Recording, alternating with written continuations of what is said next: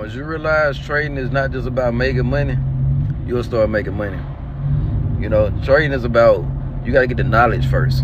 You know what I'm saying? You got to be knowledgeable of what's going on. You know, that's just like a job. You know, you can't just walk into a job and just think you know what's going on at that job. You know, they can't just throw you into a position and, you know what I'm saying, they ain't trained you yet. So with trading, you got to be trained for the job. You dig what I'm saying? So stop coming in just thinking you can just throw your money in anything and, you know what I'm saying, I'm going to make some money. No, you ain't did no training. You ain't did no practice. You ain't sat down. You ain't back tested. You know what I'm saying? You ain't watched nobody trade live. You know, and that's one of the best things to do. You know, I need to tell y'all about that too. When you first starting out, make sure you watch people trade live. You know, so you can really get a feel of what's going on. You know, and you gotta look at them charts for a while too, just so your eyes can adjust to what's going on. So you can know what a higher high look like and a higher low. You know what I'm saying? And a swing high and a swing low. Dig what I'm saying? So start locking in. You know, do some of your research first before you just decide to put money in something. You know, and that's what I tell everybody. That's what I tell anybody that want to get in the trade. Do your research, get some knowledge on it, get educated on it first, and then we can start talking about making money. Any real trader will tell you that the trend is your friend. All right. So if the market is trending up, you need to be buying. If the market is trending down, you need to be selling.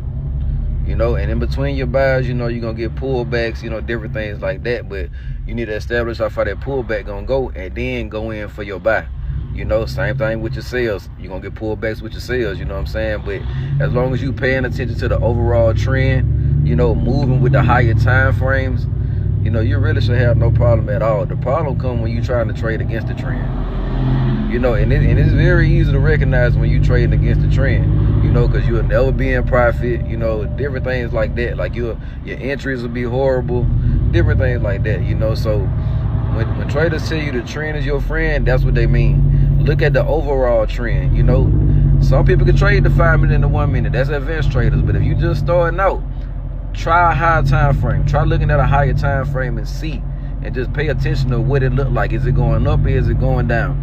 And you go with it. A lot of traders struggle trying to figure out what's the best time frames to trade. Because, you know, you got the daily, you got the 4 hour, you got the 1 hour, you got the 30 minute, the 15 minutes, and the 5. And, you know, that's it. With all those time frames, you really only supposed to stick to 2 of them. You know what I'm saying? And to me, the best time frames that I found to trade, you know what I'm saying, over my 3 years of learning, is the 4 hour and the 5 minutes.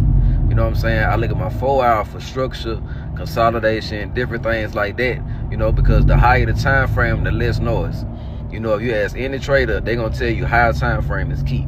So I stick with the 4 hour, you know what I'm saying? And then when I get a move of what I'm looking for, then I drop down to a smaller time frame. And you know what I'm saying? I follow that move. You dig what I'm saying? I can make more entries. I can keep going. I can, you know, I can do it like that. But the thing about the 4 hour and the higher time frames is less noise. It's less choppiness. You know what I'm saying? You really can understand the market by looking at the higher time frames.